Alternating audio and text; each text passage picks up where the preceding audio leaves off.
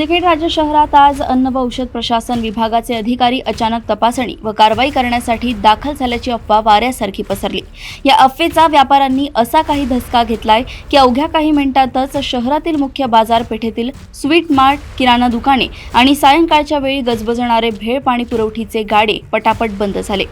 कोणतीही अधिकृत खात्री न करता दंडात्मक कारवाई किंवा जप्ती होईल या भीतीने व्यापाऱ्यांनी आपली प्रतिष्ठाने घाईघाईने बंद केल्यामुळे खरेदीसाठी आलेल्या ग्राहकांची मोठी तारांबळ उडाली आणि खवय्यांचाही हिरमोड झाला। या शटरडाऊन नाट्यामुळे बाजारपेठेत अचानक शुकशुकाट पसरला आणि शहरात उलटसुलट चर्चांना उधाण आले। जर सर्व नियम पाळले जात असतील तर व्यापाऱ्यांनी केवळ अफवेपोटी घाबरण्याचे कारण काय, असा सवाल सुजाण नागरिकांमधून उपस्थित केला जातोय।